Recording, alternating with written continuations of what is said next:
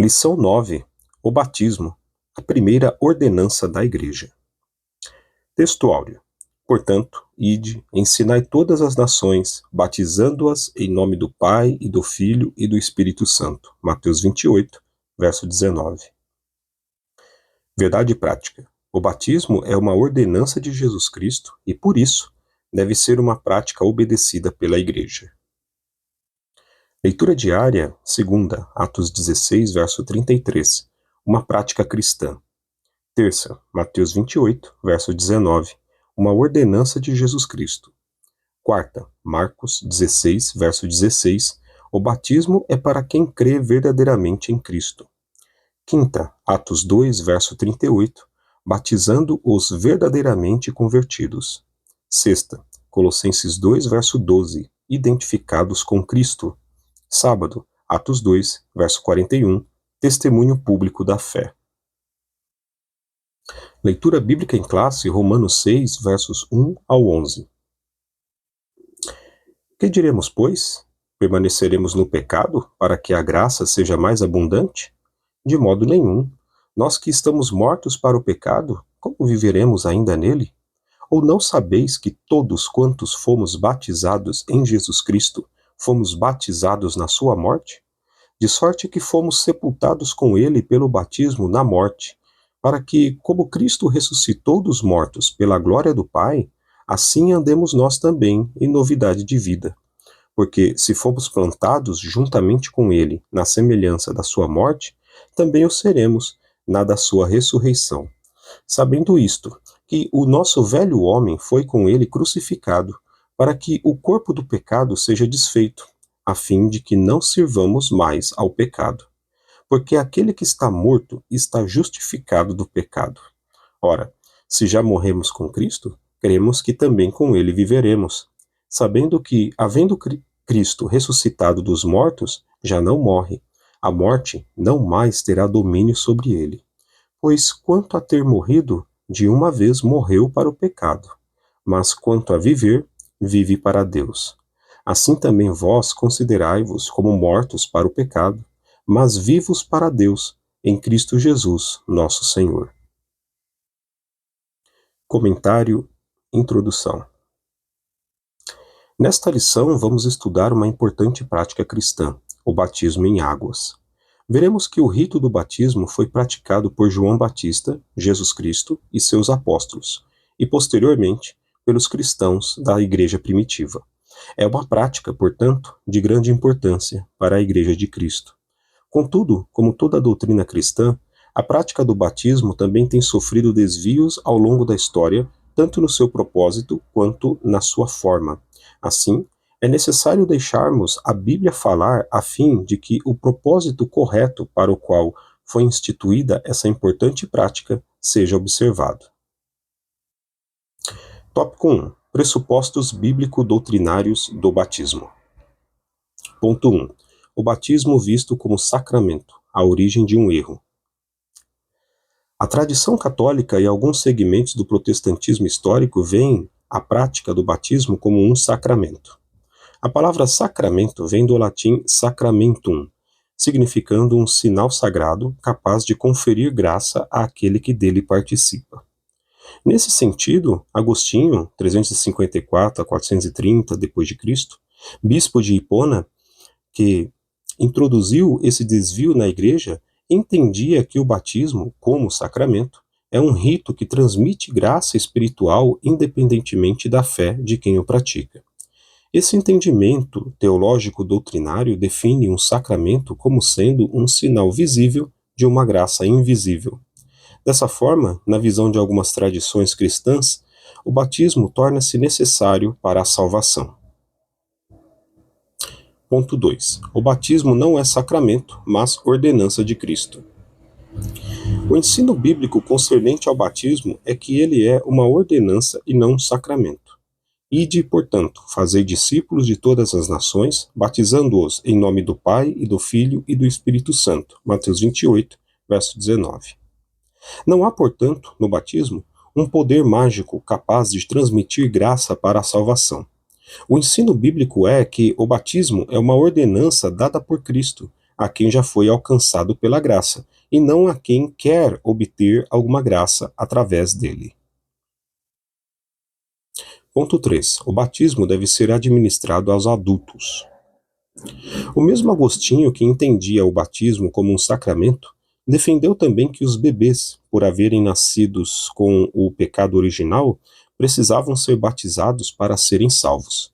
Nesse caso, o batismo deveria ser administrado a eles para anular o pecado original. Evidentemente que esse entendimento do bispo de Hipona está contra o ensino de Cristo, que afirmou que as crianças fazem parte do reino de Deus.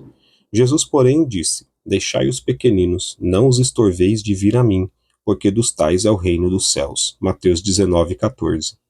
Logo, não há vestígios no Novo Testamento de crianças sendo batizadas, pois nosso Senhor disse que o batismo deveria ser administrado a quem cresce. Marcos 16:16. Uma criança que ainda não chegou à idade da razão não tem maturidade para crer e fazer escolhas. Tópico 2. O símbolo e o propósito do batismo.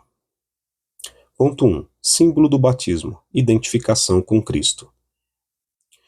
O batismo por imersão simboliza a união do crente com Cristo, por meio de sua morte, sepultamento e ressurreição. Essa verdade é afirmada pelo apóstolo Paulo aos cristãos que estavam em Roma, Romanos 6, versos 3 ao 5. Dessa forma, o apóstolo mostra que o ato de emergir da água onde havia sido submerso retrata com precisão a identificação do cristão com a ressurreição de Cristo. Essa mesma verdade é afirmada na carta aos Colossenses. Sepultados com ele no batismo, nele também ressuscitastes pela fé no poder de Deus, que o ressuscitou dos mortos. Colossenses 2:12. Isso simboliza que o cristão morreu para a velha vida e agora entrou na nova vida em Cristo. Ponto 2. O propósito do batismo. Testemunho público da fé cristã. No contexto da fé bíblica, o batismo é uma pública profissão de fé. Isso significa que o crente, quando desce às águas batismais, está testemunhando de forma pública perante o mundo da sua nova vida em Cristo. Atos 2:41. Quem se candidata ao batismo deve estar convicto e consciente da fé que abraçou. Aqui não há território neutro. Colossenses 2:6. Enfim, o batismo é para salvos e convertidos que estão dispostos a seguir Jesus. Atos 8:12, 16, 14 e 15. Ponto 3. Não há espaço para indecisão. Somente cristãos indecisos rejeitam ser batizados. Às vezes isso acontece por ignorância ao sentido do ato. Outras vezes é por falta de convicção de fé. No primeiro caso, às vezes o crente entende que, após ser batizado, não pode mais cometer qualquer tipo de falha. Embora a Bíblia mostre que o crente deve evitar o pecado, 1 João 2:1, contudo, o batismo não pode ser visto como uma vacina que imuniza o cristão contra o pecado. Este é vencido quando se anda no Espírito, Gálatas 5:16. Por outro lado, há muitos que rejeitam o batismo justamente por falta de conversão. Estão conscientes das implicações que esse rito traz e não estão dispostos a cortar o cordão umbilical com o mundo. Tópico 3. A fórmula e o método do batismo. Ponto 1. Fórmula trinitária do batismo. Durante a grande comissão, Jesus orientou seus discípulos. Portanto, ide, fazei discípulos de todas as nações, batizando-os em nome do Pai, e do Filho, e do Espírito Santo. Mateus 28:19. Essa é a fórmula trinitária do batismo cristão. Isso porque esse texto cita as três pessoas da Trindade, Pai, Filho e Espírito Santo. Um só Deus, três pessoas distintas, com uma só essência. No rito do batismo, portanto, a orientação de Jesus precisa ser seguida pela invocação do nome do Pai, do Filho e do Espírito Santo. Ponto 2. Fórmula herética do batismo. Nem todos os grupos dentro da tradição cristã seguem a fórmula trinitariana. Há grupos que seguem um tipo de doutrina modalista. Um exemplo é o unicismo. Esse grupo batiza seus membros somente em nome de Jesus. O suporte bíblico dele é buscado em alguns textos do livro de Atos, onde supostamente se negaria a prática trinitariana. Atos 2:38, 19:5. Convém dizer que esses textos não negam a fórmula trinitária, nem tampouco negam a Trindade. Na verdade, o que é dito é que o batismo era feito na autoridade de Jesus, isto é, naquilo que ele fez e ensinou. Ponto 3. Imersão, o método bíblico do batismo. Convém dizer que não há vestígios da prática do batismo por aspersão no Novo Testamento. Esse tipo de batismo se caracteriza por aspersão de água sobre o candidato. Entretanto, o contexto do Novo Testamento mostra claramente que o batismo nos dias bíblicos era por imersão. A palavra grega baptizo possui o sentido de mergulhar e submergir, tanto na Bíblia como fora dela. Vários textos bíblicos mostram a prática bíblica do batismo por imersão. O povo saía para ser batizado por João no dentro de Rio Jordão. Marcos 1:5. Da mesma forma, quando foi batizado, Jesus saiu da água. Marcos 1:10.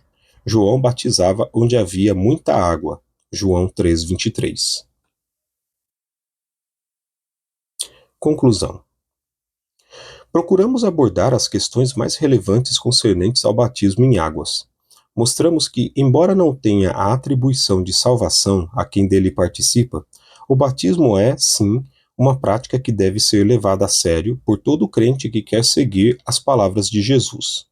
Por meio do batismo, nos identificamos com Cristo Jesus e tornamos pública a nossa profissão de fé. Amém.